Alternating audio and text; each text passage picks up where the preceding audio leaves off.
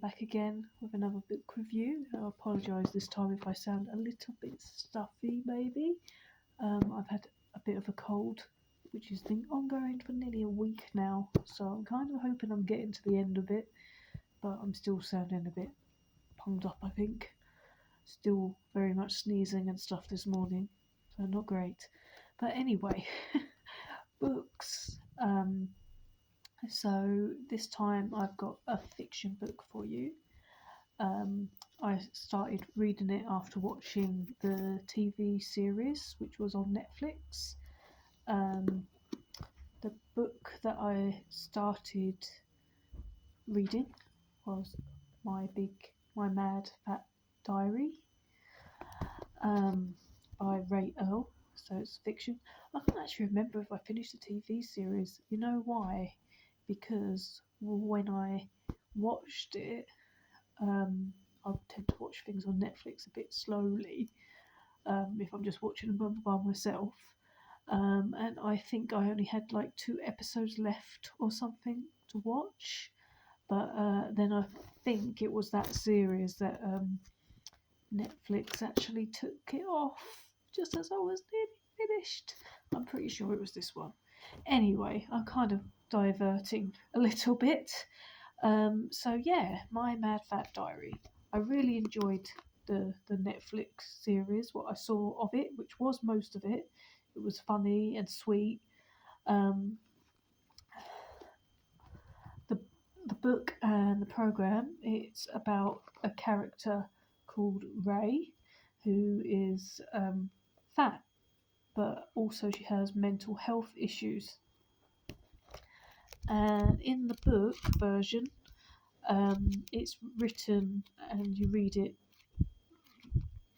as Ray writing her diary, basically. So it's not chaptered; it's in little diary entry style, and it is a lovely, easy read. I did find myself keep picking it up to have a little read because it was really easy to read, and I kept wanting to see what would happen with her. Um, because she's big and she's a teenager, and one thing is on her mind, and that is having sex with somebody since she's still a virgin, and she blames that all on being fat. Um, so so it was really easy to read, which was nice, and I was reading it quite, I was picking it up often to flick through. Um, but I was a little bit saddened by the ending. Not that the ending was sad, but it was a little bit disappointing. It felt a bit flat. It kind of didn't seem to have a really that much exciting ending. I did think in a lot of ways, even though the book was good, I think apart from the ending, it was good to the whole book before that. I thought was quite good, and I think if it had not ended on the note it ended and ended differently, because it didn't really feel like it tied anything up at the end. It kind of felt like there should be more of it. So I even just looked just now to see if there was any more books, maybe, but there doesn't seem to be. It seems to be the one and only one. Um, but the TV series, in this case, wouldn't often say this, but I think the TV series was actually better. I'd say because there was a bit more of a backstory to it. In the book, the issues with the mental health don't get mentioned too much. It's very subtle.